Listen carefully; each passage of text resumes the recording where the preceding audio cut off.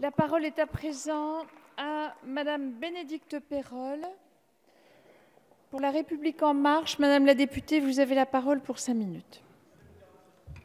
Merci Madame la Présidente. Monsieur le ministre, Monsieur le Président de la Commission des Finances, Monsieur le rapporteur général, mes chers collègues, nous entamons ce soir l'examen en première lecture du projet de loi de finances rectificative pour 2017. Ce collectif budgétaire confirme l'engagement du gouvernement de maintien du déficit public en dessous du seuil des 3%, permettant à la France une sortie de sa procédure de déficit excessif dès l'année prochaine.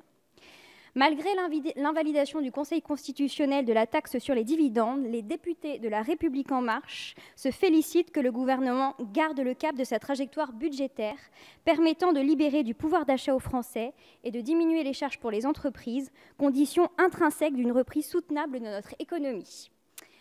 L'actualisation des indicateurs économiques pour la fin d'année confirme les perspectives de croissance, avec une estimation du taux revue à 2,2% pour la zone euro d'après la Banque centrale européenne et de 1,7% pour la France en 2017.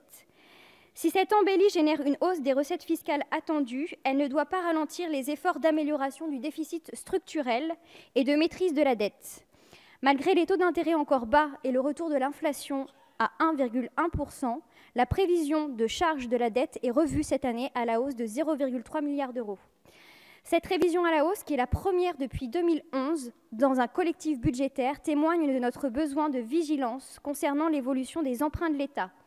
En tant que rapporteur spécial avec ma collègue Dominique David sur les engagements financiers de l'État, nous y serons particulièrement attentives. Je souhaiterais maintenant revenir sur un certain nombre de mesures fiscales figurant dans ce PLFR en matière de mise en conformité et de renforcement de nos dispositifs de lutte contre la fraude et l'évasion fiscale, deux sujets plus que jamais d'actualité. Plusieurs dispositions de ce texte portent sur la mise en conformité de notre droit à la suite de décisions de justice nationale et européenne, avec l'article 11 qui prend juste un petit peu son indépendance parce que lui, il ne reprend pas exactement les critères de déductibilité des retenues à la source étrangère qu'ont pu fixer la jurisprudence du Conseil d'État, les arrêts Céline et LVMH, et qui prévoit dans tous les cas que les retenues à la source prélevées à l'étranger, conformément aux stipulations des conventions, seront déductibles dans tous les cas et que les crédits d'impôt tomberont en non-valeur. Concernant les articles 19 et 20, respectivement sur la taxe sur la publicité et la taxe sur les éditeurs de services de télévision, tirent les conséquences de décisions du Conseil constitutionnel. L'article 26 consolide le contrôle de l'épargne réglementée suite à l'invalidation par le Conseil d'État du contrôle réalisé par la DGFiP.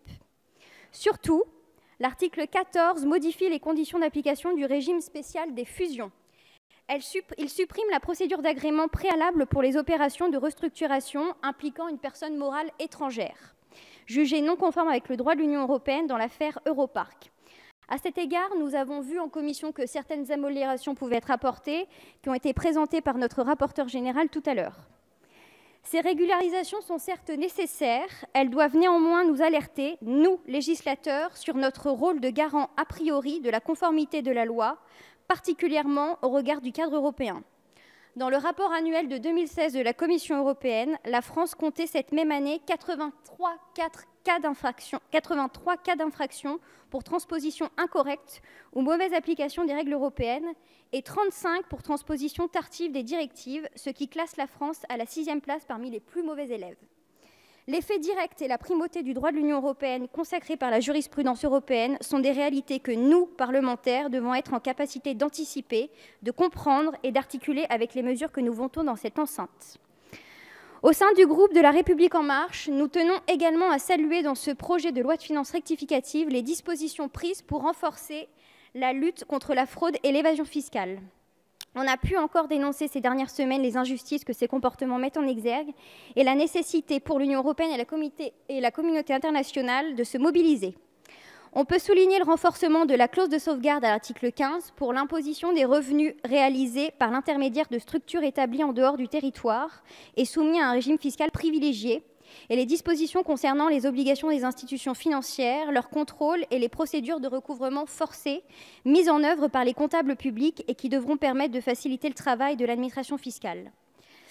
Pour finir, nous voyons que si la lutte contre la fraude fiscale nécessite des sanctions lourdes, elle implique aussi une forte coordination de nos dispositifs internes avec ceux prévus par les conventions fiscales et le droit de l'Union européenne. Même si la tentation est grande d'aller vite et seul, nous devons garder à l'esprit qu'il n'y a que par la coopération que nous parviendrons à réduire comme peau de chagrin les schémas de fraude et d'évasion fiscale. Nous pouvons et nous devons être moteurs dans cette action collective. Merci Madame la députée.